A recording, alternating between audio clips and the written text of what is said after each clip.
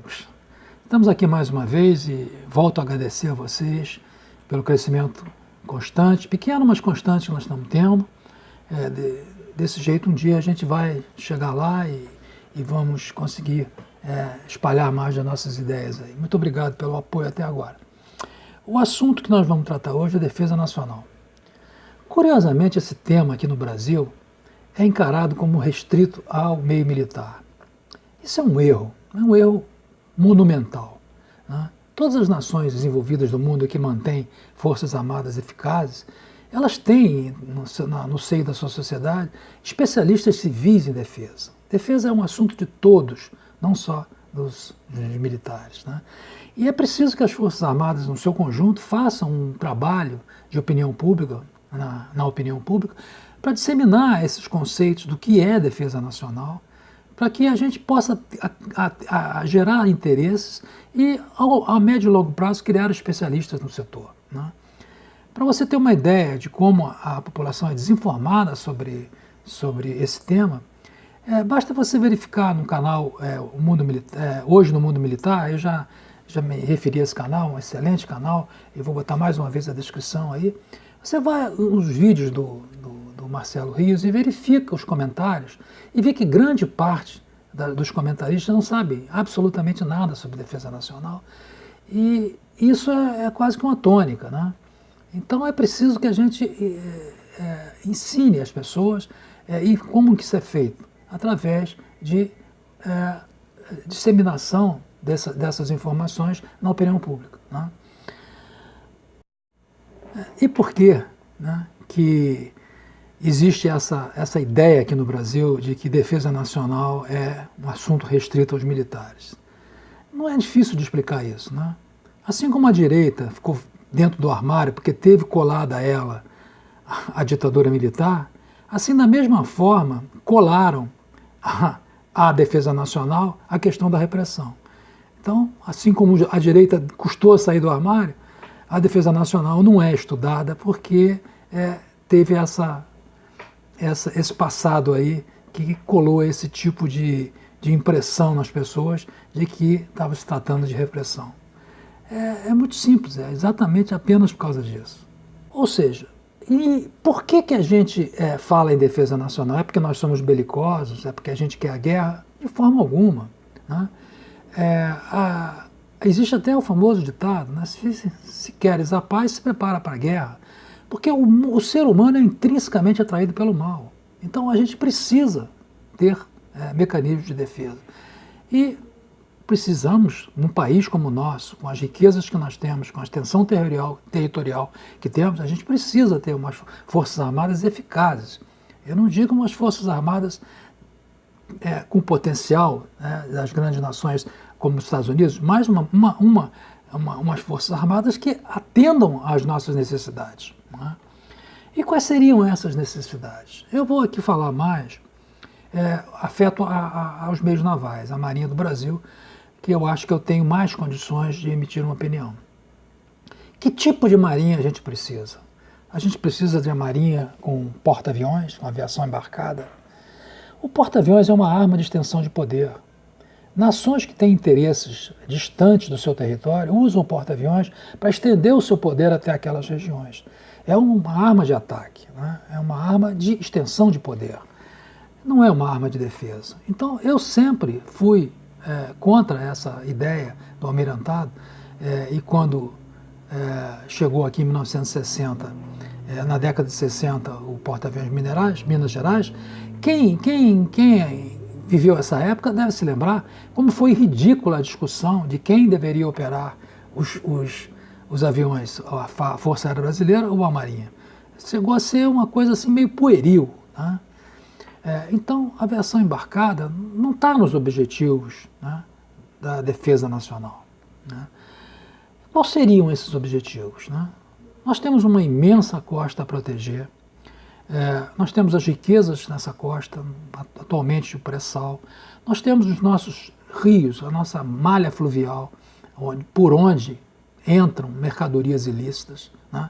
Nós temos essa imensa malha fluvial também a defender, né? Então, que tipo de navio, que tipo de meio flutuante seria o ideal para isso? fragatas ligeiras e corvetas, né? Navios patrulhas oceânicos e navios patrulhas fluviais em grande quantidade, né? A gente deveria ter uma quantidade, pelo menos de uns 30 navios de patrulha oceânica, né? Que são navios que nós já temos capacidade de projetar e construir no Brasil, né? Já fizemos navios patrulhas oceânicos, já fizemos navios patrulhas fluviais. A frota de submarinos, sim, a frota de submarinos, porque nós temos 100 anos de experiência nessa frota, né? O Brasil já adquiriu uma boa experiência na operação de submarinos. E a frota de submarinos, sim, para defender a nossa costa, se adequa bastante aos nossos objetivos nacionais.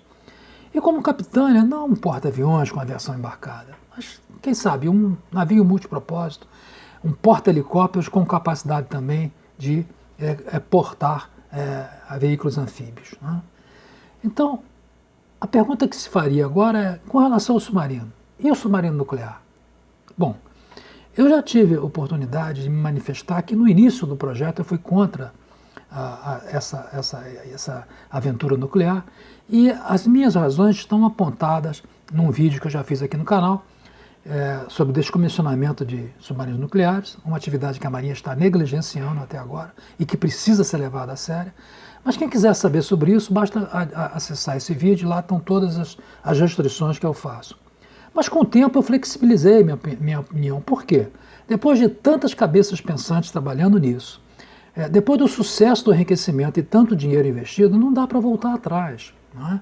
Eu acho que a gente tem que seguir em frente. E o submarino nuclear se encaixa perfeitamente bem nos objetivos navais que a Marinha precisa para defender o nosso litoral. Alguém poderia levantar a hipótese, bom, mas os submarinos nucleares, projeto, e ninguém transfere tecnologia nuclear, a gente vai ter que desenvolver isso tudo aqui. Existe também a transferência de tecnologia no casco super resistente. Isso é muito caro, então a gente poderia ter mais submarinos se optasse por uma coisa mais barata, como, por exemplo, os modernos submarinos com propulsão independente, de ar independente, os AIP. São submarinos que têm uma endurance maior embaixo d'água, porque eles não precisam ficar reabastecendo, precisando de chegar próximo à superfície para receber o ar para abastecer as baterias, para renovar as baterias. Esses submarinos têm uma vida maior embaixo d'água. São algumas modalidades, algumas metodologias para isso. Existem ciclos fechados, seja de vapor ou de oxigênio, e existem também submarinos desse tipo que utilizam células de combustível, né? Agora, esses submarinos também estão em desenvolvimento, existem alguns exemplos de sucesso, como a Suécia, que teve um submarino, desenvolveu um submarino desse tipo, e que recentemente, numa simulação junto com submarinos nucleares americanos, teve um excelente desempenho, que até assustou os americanos, né?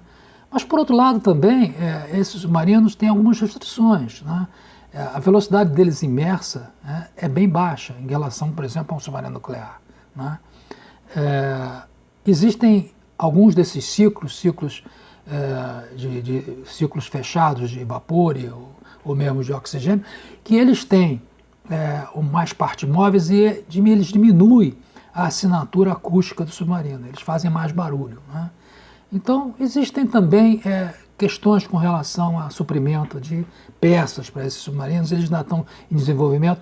Alguns países estão investindo nisso, a Alemanha, a França, a própria Suécia. Os Estados Unidos, particularmente, nunca se interessaram muito por essa modalidade de propulsão, não é? Então, eu até acho acertado que os almirantes brasileiros nunca tiveram muito interesse no submarino com propulsão AIP, o Air Independent Propulsion, né? Eles nunca tiveram muito esse interesse, né? E optaram pelo nuclear. Nós estamos aí avançados, né, nessa questão. Eu acho que a gente deve prosseguir, né? Muito bem. Essa é mais ou menos a mensagem que eu queria passar, principalmente com relação à importância da defesa nacional, a importância da gente disseminar esse tema na sociedade, explicando que defesa nacional é algo que interessa a todos nós, não é? Então, era por isso, por agora era isso que eu queria passar nesse vídeo. Eu espero que eu tenha conseguido, né, passar essa mensagem, né, e aqueles que gostaram, deem o seu joinha, e aqueles que não assinaram, por favor, assinem o canal e marquem aí a opção para receber as novas publicações do canal. Tá? Eu agradeço e até a próxima.